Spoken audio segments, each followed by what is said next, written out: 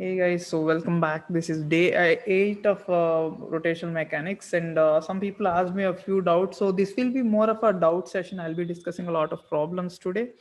And the first doubt people asked is like a different method to find the moment of inertia of a hollow sphere. So what you're seeing right now is a hollow sphere. Just imagine it's a hollow sphere, okay? And I'm considering a random particle on the sphere. Okay, it's a very silly method. I'm not going to completely explain this thing to you. The vector that you're clearly seeing is the nothing but r. Now what he's trying to do is like all you need to do is the whole thing is rotating about this axis, right? The whole sphere is rotating about this axis. So all you need to do is consider this specific distance. uh, okay, this is a top view, but looking at in a different view might help you. Yeah, let's just look at this way, this specific distance, or it's better I draw an vector there. I'll put a vector somewhere around here. mm, Let me match their heights. Yeah, they matched. And yeah, that is the distance that we need to talk about, because about which axis it is rotating, we don't need the distance from the center. We need to talk about the specific distance from the axis. So for that specific particle, that is the distance that matters. Now how do I find that distance is the thing.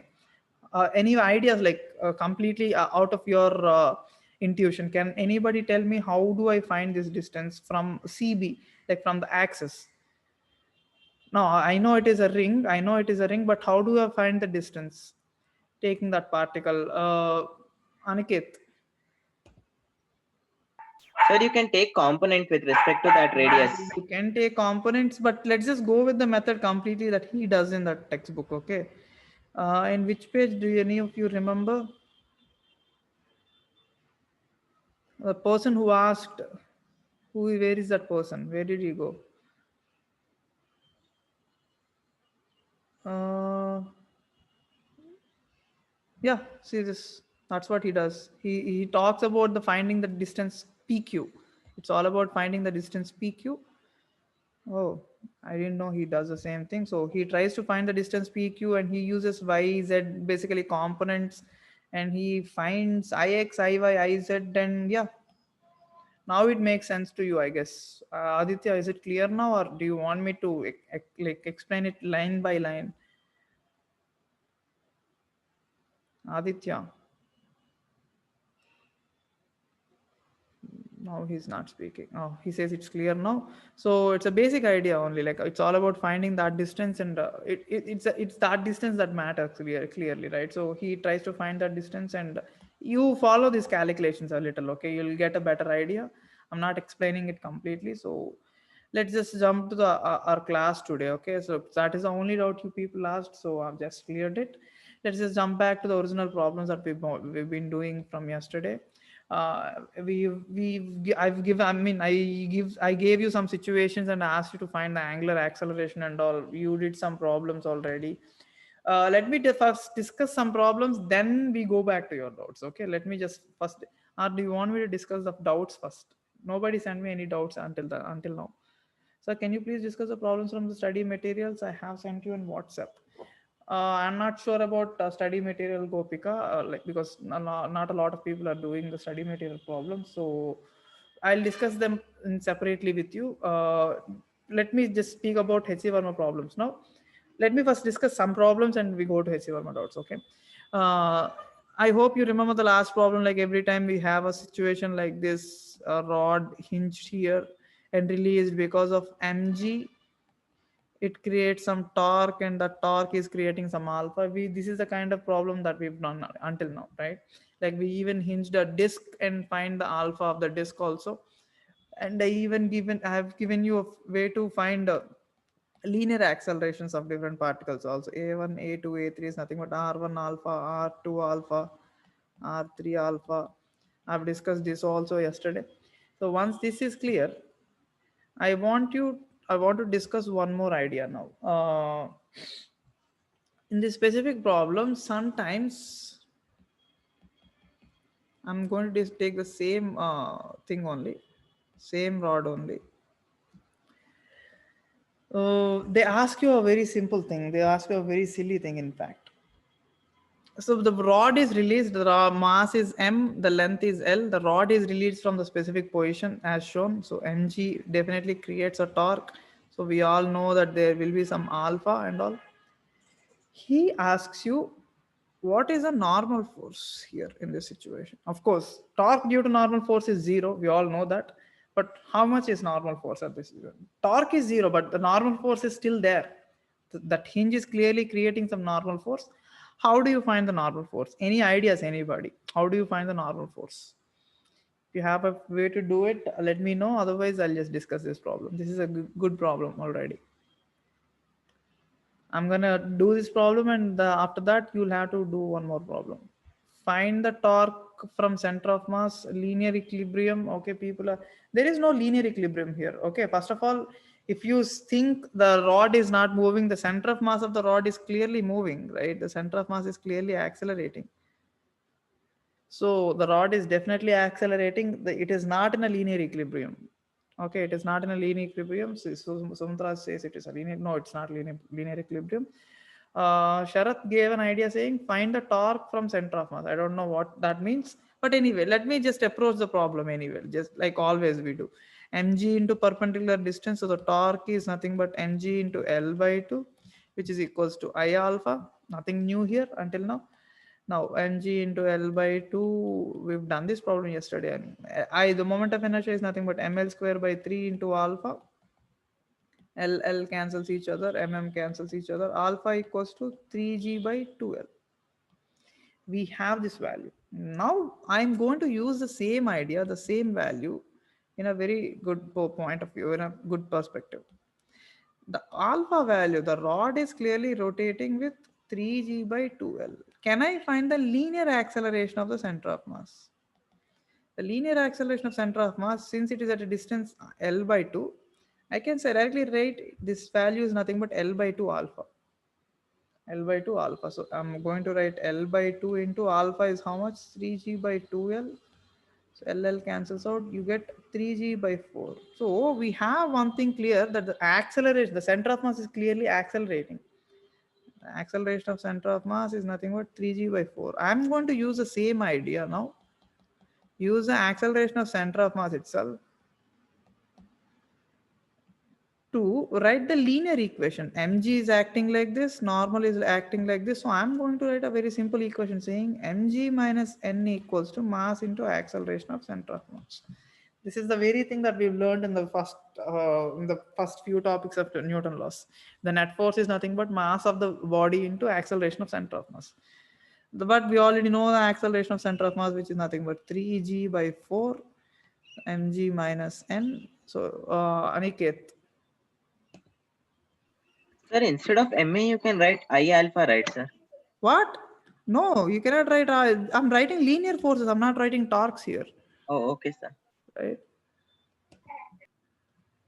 So Aditya has a very good doubt here. Sir, is the rod not experiencing any centripetal acceleration? That's a very good doubt, Aditya. The rod will definitely have some centripetal acceleration if only it has some angular velocity. But at this instant, the rod just started. The rod just started. So by the time the rod is here, it will definitely have some angular velocity. It will have some, we will talk about problems like that also later. But at this instant, the angular velocity is zero. The body just started angularly accelerating. So that is why there is no other force acting on it. This is the only thing. So mg minus n equals to 3 mg by 4. That gives us n equals to mg by 4. This is how you simply solve the problem. Okay, I'm going to give you another problem which is completely similar. You try this problem and let me know the answer. The rod is hinged here at a distance L by 4 from the center of mass. This is where the center of mass is. Try to quickly do this problem and let me know the answer. The length of the rod is entire length is L and mass is M and all. Every value is same. It is hinged at a distance L by 4. Make a quick calculation. You simply follow the steps. Try to find the alpha, then acceleration of center of mass, then take it into a linear model of Newton laws basically. Okay, try to do it. I'm going to give you 1 minute, and you tell me how much the value of normal force. I need you to find the normal force by end.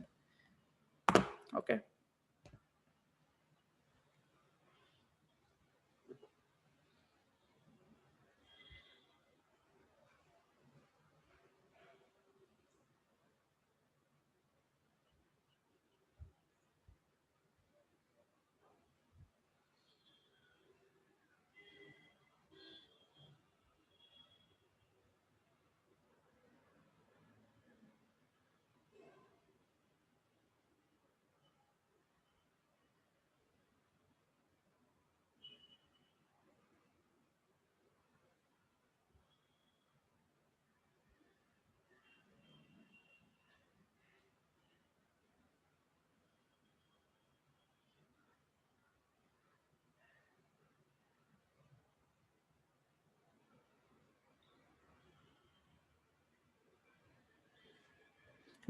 Okay, Mazida already gave an answer. That's good.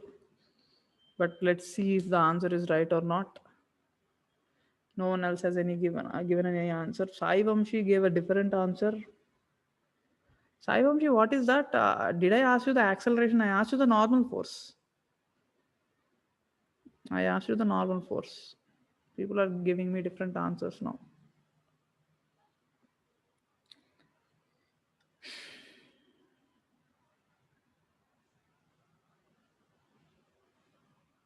Come on, people. Are making me wait here. Okay, Naga Pragna also gives the same answer as Mazida, but Sumantraj is giving a different answer. Sumantraj, I think you made a calculation mistake somewhere. Okay, guys, shall we? Oh, some people might take the moment of inertia wrong. Make sure you take the moment of inertia about the point of hinged, okay, hinging point. You need to make sure the moment of inertia is taken about that point. Some people can go wrong there. If there's a chance that you might go wrong there about the moment of inertia. You might take the moment of inertia very wrong. There's a heavy chance. No. I'm going to just give you 1 more minute. Ganesh is coming up with a different answer again. Ganesh, did you take the moment of inertia right?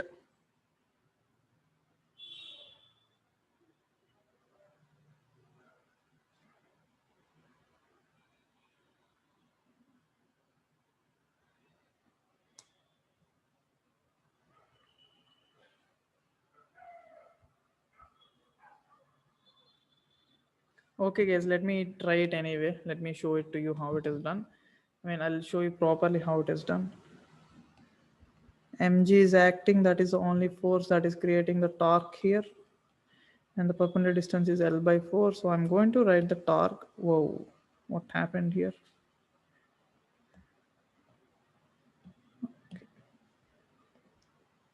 I'm going to write the torque as mg into L by 4. That is a torque which is equals to I into alpha, like always. The moment of inertia here is a very important thing. It is ml square by 12 plus md square. The d is L by 4 here. I hope everyone got it right.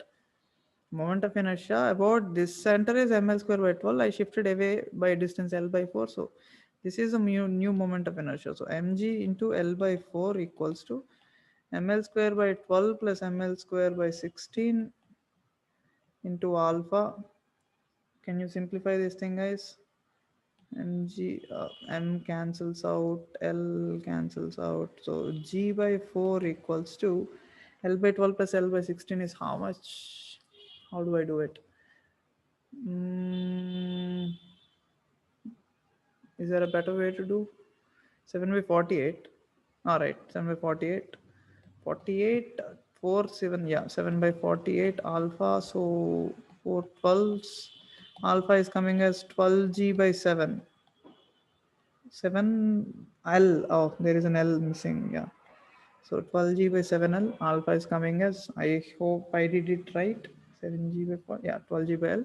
Now, once I have the alpha, I have a chance of going back to the question again. I know the alpha value, but to find the linear acceleration of the center of mass, I have to multiply this thing with L by 4. So L by 4 into alpha, L by 4 into 12g by 7L. So you're getting the acceleration as 3g by 4, I guess. The acceleration of center of mass is 3g by 4. So let me know, please, if I made any calculation mistake. Oh, 3g, not 3g by 7. I'm sorry. Acceleration of center of mass is 3g by 7. Now, say basic system. Guys, this is a very long problem. I'm just teaching you since you need it. You will not find these kind of problems in mains or NEET. Okay. So I'm dealing it very simple. Mg minus n equals to mass of into acceleration of center of mass. Mass into acceleration of center of mass is nothing but 3g by 7. So you solve this thing, you get n equals to 4 mg by 7. Ganesh actually got the answer. Ganesh is the one who got the answer in the beginning, I guess. Yeah, Ganesh is the one who got the answer, right? 4 mg by 7. So that is how you find the normal force, guys. Okay, so every time you get a problem like this, you not even this, like sometimes they give you a problem like this. Like this is interesting, watch it. Not interesting, it's completely similar. This is not a new problem. They will simply hang a rod like this with two strings. Okay, they say they suddenly cut this thing. Okay, so what happens is about this new hinge, this will be mg and this is tension acting upward, but about this point the rod will rotate like this. So just similar to a problem which is hinged on the edge and released. This problem is completely similar. So they ask you the tension in this problem. Like before cutting the string, you need to be really careful here. These from these kind of problems. Before cutting the string, the tension, let us just imagine it is equally distributed. The tension is like, you can directly say the tension is basically mg by 2. It is equally distributed. But this is not the problem. This is a complicated problem here. They cut the string and right after cutting, they ask you the tension. So you have to consider this as a whole rotational system and find the tension. These are kind of some really good problems. As we move in the practice forward, you will definitely find these kind of problems. Okay, you will slowly find these kind of problems. Trust me, these are the most difficult parts. Like in rotational mechanics, this is where the confusion gets. Like a lot of people get confused, but if you practice more and more, you'll definitely get like better at this thing. Okay, and one more important idea: problems won't be this difficult in mains or advanced. Sorry, mains are neat, but advanced, yeah, you might face some really difficult problems. Okay, do you want me to discuss one more problem on this, or is it okay? I think it's okay. I mean, like finding the tension, a similar problem just like this. So you can find the tension in this problem right after cutting. Okay. What else do I need to discuss? Yeah, let's discuss these problems, of course. Now, until now, we've only talked about the bodies which are hinged. The bodies which are hinged, we've only talked about them, right? But what if the body is not hinged? Let us say there is a rod lying on the ground. We are looking at the top view of the rod. There is, I mean, like the gravity cannot, it's the worst shape I've drawn. Okay, lying on a ground, basically there is, I mean, the gravity is acting into the paper. You don't need to worry about it. If it is hinged here, the rod can rotate and all. So if we apply some force like this, F into perpendicular distance L by 2, we've done this kind of problems. F into L by 2 is nothing but I into alpha. I is nothing but, since it is hinged at the middle, it's ml square by 2 into alpha. Okay, but if it is not hinged, if the rod is not hinged, this is where the situation gets tricky. If the rod is not hinged and you're applying a force, can anybody tell me what happens? Aditya, Aniket. So we are placing the center of mass. Your voice is breaking. What were you saying? It rotates upon its center of mass. What? Sir, will it spin about its center of mass? Yes, it will spin about its center of mass, but that's not the only story. There is more to it. Aniket, what were you going to say? Sir, Yeah. No, you have nothing to say. Sir, he Boomerang. Somebody says Sharath is saying boomerang or something like that, but forget it. It's a very simple thing, guys. It will be a combination of a linear motion and a rotating motion.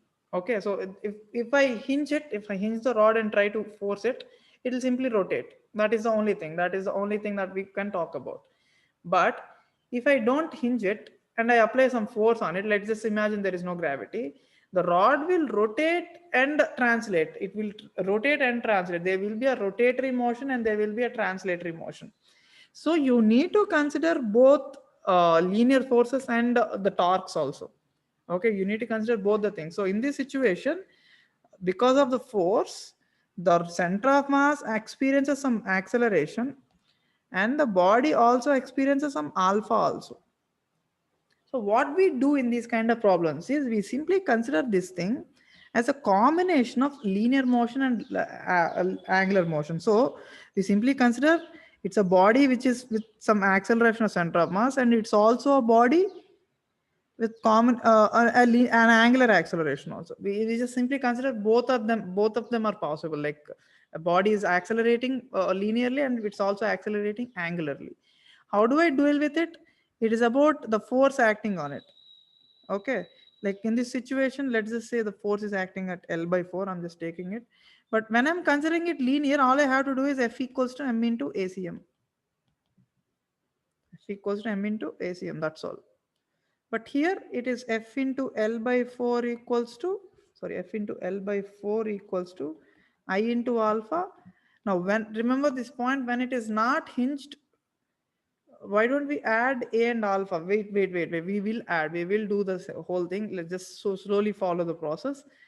Now, whenever the body is not hinged, remember the point, we are taking it as a combination of linear motion and angular motion. So when we separate it, the angular motion is always about the center of mass only. No, angular motion is always about center of mass when we split it. Okay, I cannot really say the rod is simply rotating about its center of mass. It's a wrong thing to say. When the body is going both linearly and angularly, you cannot simply say the body is just rotating about its center of mass. You know, you cannot say that. But when we split it into a linear motion and an angular motion, then you can say, okay, the body is linearly accelerating and about its center of mass also it is rotating.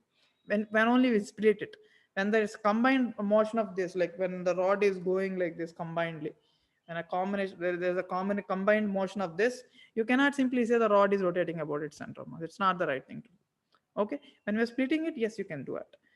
So I'm going to write F into L by 4. The moment of inertia is basically about center of mass only. Sorry, L by 4. Why am I writing L by 2? L by 4. The moment of inertia is ml square by 12 into alpha. So LL cancels out 4 threes. So F equals to ml alpha by 3. So I would say alpha equals to 3f by ml. Did I make any calculation mistake? If I did, please let me know. Okay. So we have alpha. Now we have linear acceleration as f by m. We have the linear acceleration as f by m, and we have the angular acceleration as 3f by m. So I'm coming back to the point. I'm coming back to the problem. So now what I say is the body is linearly accelerating with f by m plus the body is angularly accelerating with 3f by what did we get? 3f by ml. So the body has a linear acceleration and an angular acceleration also. Aditya, what is it? Sir, that F what you put was the on the corner of that rod, na sir. So how can you take that F by M there, sir? That is the point. Like when we talked about in Newton laws, do you not remember I making this point? Whenever you apply some force, it doesn't matter where you apply the force, the acceleration of center of mass is always this. There is a, okay, the proof is not available for you people right now, where F equals to MACM for any part, any body, like wherever you apply, but this is valid no matter where you apply the force. Okay, Okay. sir. Because I confused because we are doing for such a No, long it method doesn't in have there. to be at the center of mass. It can, you can apply the force anywhere. The acceleration of center of mass is always that acceleration of center of mass only. But yeah, you might be still confused saying like, how can it be the same? Like when I apply the force here, it moves different. When I apply the force here, it moves different. That is your main agenda. Yes, sir. That is your main concern. But when we look at the whole problem, you'll clearly understand. We are still the problem is still split, as the body is linearly accelerating, the body is angularly also accelerating. Now the body is clearly angularly accelerating about this point, right? So in this situation, I can say all the particles are given an acceleration in this direction here. On this direction, all the particles are given an acceleration in this direction. Why am I drawing bigger ones? Because the distance from the center of mass is larger. So let us say I want the acceleration of this point, which is at a distance L by 3. So that will be L by 3 into alpha. Or if I want this acceleration, it is nothing but L by 2 into alpha. The direction is also clearly meant. Now, somebody in this situation asks you, what is the acceleration of this particle here? It is L by 2 alpha, but from the linear motion, it already has F by m. From the linear motion, it already has F by m. From the angular motion, you have this acceleration. So you have to add these two acceleration, F by m plus L by 2 alpha. Alpha is nothing but 3F by ml. You see what happens. You get F by m plus 3F by 2m. The summation goes as 5F by 2m, I guess. So that is the acceleration of the lowermost particle. Somebody asks you the acceleration of this topmost particle. Be careful, because of the linear motion, it has F by m. Because of the angular motion, it has L by 2 alpha, but is in the opposite direction. So if somebody is asking the acceleration of topmost particle, you have to write F by m minus L by 2 alpha. Minus L by 2 alpha. So these are the kind of problems get complicated, guys. So we are actually getting into some good level of problems. So don't worry if you're not getting this. The standard of these problems is like really good right now. Sharath saying, can we say that different motion occurs because of air friction? No, no, no, not at all. No, not at all. We don't say that different motion is occurring because of air friction. We simply say it is a combination of two accelerations. Like we're dividing the whole motion into two parts, where there is linear acceleration and where there is angular acceleration. That's all. Okay, Sharath. This kind of happens in rolling. Yes, Aditya is already getting ahead here. Rolling comes in the next week, not even the next week, the next week after that. So we have a long way to go. Okay, so don't worry about it. Let me give you another problem here, and let's just hope you get more clarity about this question. Okay, uh, we all know that if the disk is there and it is hinged at the middle, if only I apply some force at the edge only, let's just say F into R equals to I alpha, it is hinged. Let's just imagine it is hinged. We simply write I alpha. So F into R equals to mr square by 2 into alpha. I'm discussing the hinged problem only. So alpha is coming as how much? RR cancels and 2F by MR. Did I go wrong anywhere? No. This is clear. So the rod is accelerating angularly with 2F by MR. So somebody asked you the linear accelerations in this situation. Like the rod is hinged only still, and it is going around with an acceleration of angular acceleration of 2F by MR. Okay, so because of this, I can say this particle is going R alpha like this particle is going R alpha like this particle is going R alpha like this, and this particle is going R alpha like this. So all the particles have some R alpha, and this is a hinged situation. This is where the disk is hinged. Okay, so you can say the linear acceleration of any particle is like this. You can happily say that. So if somebody asks you the linear acceleration of any particle, you can simply say. Now let us discuss the situation where The disk is not hinged. Now let us discuss. I'm getting into very difficult problems, guys. You will definitely, for sure, won't face any problems like this in a mains paper. Okay, for sure. I'm giving you the guarantee, and definitely not tomorrow. That is even more sure. So I'm just taking you into a tough situation here. You can simply stick to your material and completely solve the problems. Now the disk is not hinged and a force is applied. Can somebody follow me through this? Can somebody unmute yourself? I mean, raise your hand and unmute yourself and follow me through the process entirely. Anyone is going to do that? Nobody? Come on, guys. Okay, I'll do the process. The disk has mass m and radius r. Obviously, Sumantraj is ready to do it. So, Sumantraj, what are we going to do? We are going to split this into two motions. What are those? One is a linear motion where the acceleration of center of mass, like you're applying some force, so the center of mass is accelerating, plus you're applying the torque, so the disk is accelerating angularly. Suman, are you getting it? Yes, sir. Yeah. So what is F now? F equals to directly in this side. M into ACM, sir. Now here, F into R equals to, there will be I into alpha, sir. it is, since we only take about the center of mass only, we simply write it as I into alpha. So I is how much? mr square by 2 alpha f into r cancels out, alpha is coming as 2f by mr. Now alpha is 2f by mr, acm is f by m. So now I can happily write this as a combination of, now we can happily write this as a combination of a disk whose center of mass is simply going with f by m and a disk rotating with 2f by mr. You getting it? Yes, sir. Now, Sumant, what is the acceleration of this point and this point in both the situations? From this, it is f by m. From this, it is? 2F by 3M into R.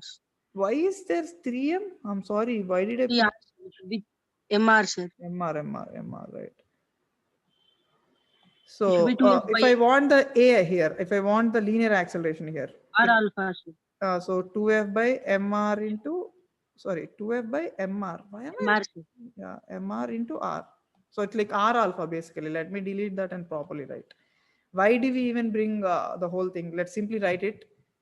This is basically r alpha like this particle has r alpha like this particle has r alpha like this particle has r alpha like this. If only I combine them and put them into a single diagram, clearly watch it, guys.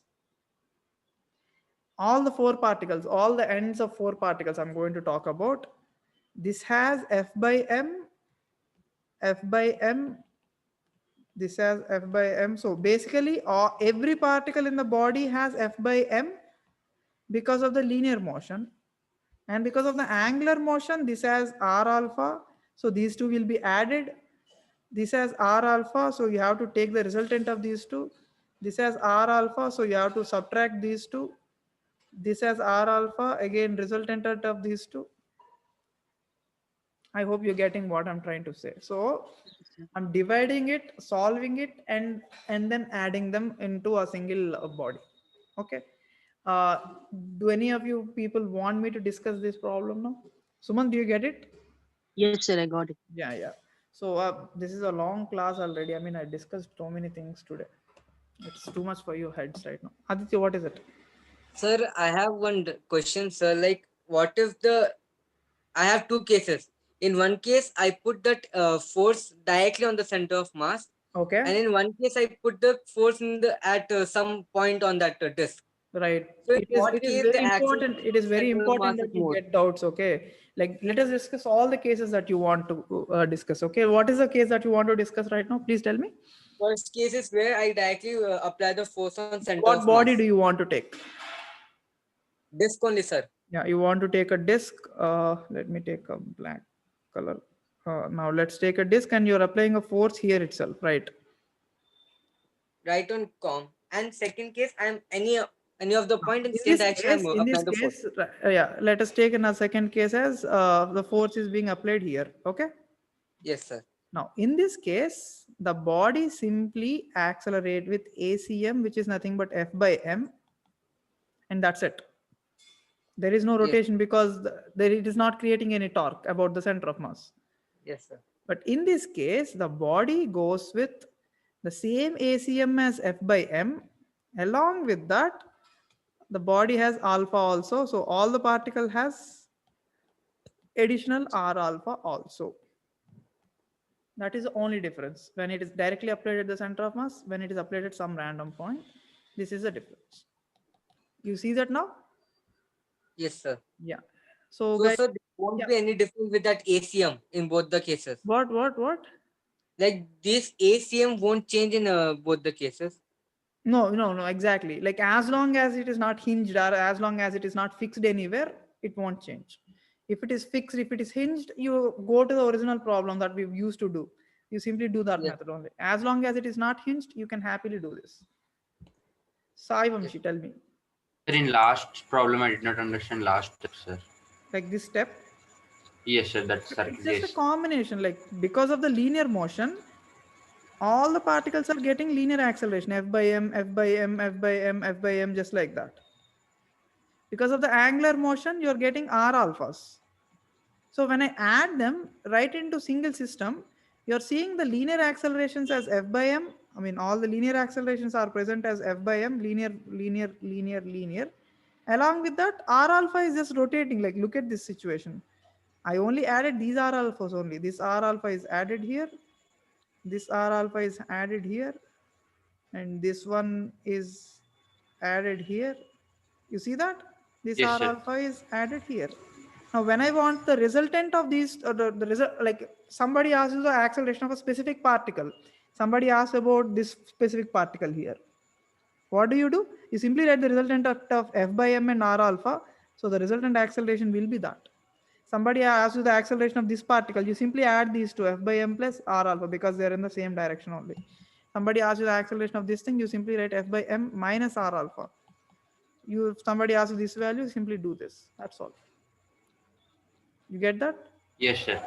So this is it, guys. Like, yeah, we are getting into a very dangerous zone right already, like a very complicated zone. So this is totally fine not to understand what I just told you. Okay, this is totally understandable that you will not probably understand. Like, it's not that easy to understand these ideas yet at this point. Okay, we will be entering a very strong and weird zone, but trust me, if only you practice a lot of problems on this, you will better, I mean, like, you'll understand it really clear. So we'll do this kind of a level of a practice in the next week anyway. So for now, for today, just prepare a basic level rotational mechanics for tomorrow's exam. It'll be easy for you people. Okay, so just about today's class, is everything clear for everyone? If that is the case, Aditya, what is it? so is it possible that any point this R alpha and FM is equal? We will you are seriously bring like pulling the topic into rotational motion. It is actually related to that. Okay. Okay, sir. Yeah. I'll hold it for a while. Yeah. So there will be a point where they are equal. We will talk about it. Like, you will see a lot of beautiful relations once we get into rolling and all. Okay. Now let's just, okay, I just wanted to end the session, but I just got reminded about some problems in HC Verma. Ganesh is asking 29 and 37. Let's look at these problems once.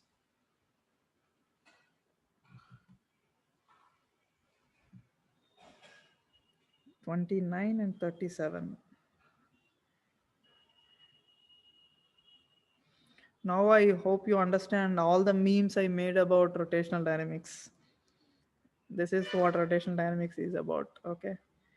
Uh, 25 is the first question people are asking. A flywheel moment of inertia, because of friction axle, it comes to rest. Find the average torque. Work done and all, don't worry about it. 25th question has a work done question, angular momentum, or leave them. Work done and angular momentum are like not the questions that we do right now. We'll do it in the next week. Okay. Next question that was asked is Ganesh by Ganesh is 29. A rotating cylinder brought to rest, kinetic friction, torque acting, decelerating. If the common magnitude of the acceleration deceleration are same, how long will it take for the cylinders to have the common angular speed? This is a very good question, I would say. Guys, 29, question number 29. This is a very good question. Now, I'm going to link this question to a old question that we used to do in what do you say, friction. In friction, like when you have a plank, in friction, when you have a plank, the ground is frictionless, so smooth, but the block is sitting on the thing, and it is given a velocity v, and there is friction here. There is some u. After a while, what happens? They both move with a common velocity, some v naught, v naught, because the friction in between them acts like this. This friction slows it down, the friction speeds it up, and they move it to a common velocity. That's what we've always talked. V, this started v, this zero, this slowed down, this speeded up, both reached to v naught, and they got to a common velocity. We've done this kind of problem. So this is a complete similar problem where there is a cylinder and there is another cylinder. I guess that is the problem, right? 29, a cylinder is rotating, contact with an identical cylinder. Yes. Now this is rotating at some 50 rev per second or something like that. This is started at 0. Now you write, there will be friction on this thing which will be slowing it down. There will be friction on this thing which will speed it up. So there will be opposing torque and supporting torque on both the things, and after a while they both come to a common angular velocity and rotate, like let's just say 30 for both. I'm not sure about the number, but let's just say the number is 30.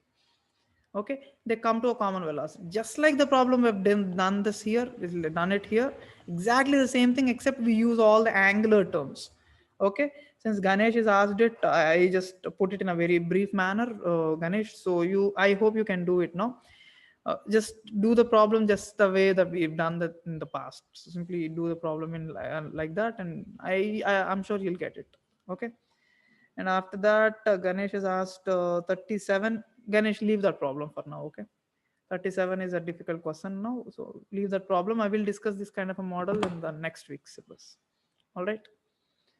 So thanks, guys. Thanks so much. This was a long session, and if you have more doubts, text me. I'll try to help you. I'll try to clear your doubts. But tomorrow's exam won't be difficult. Like, you don't have to worry about tomorrow's exam. It will be an easy paper only. All right. So thanks so much, and bye bye. We'll meet you tomorrow.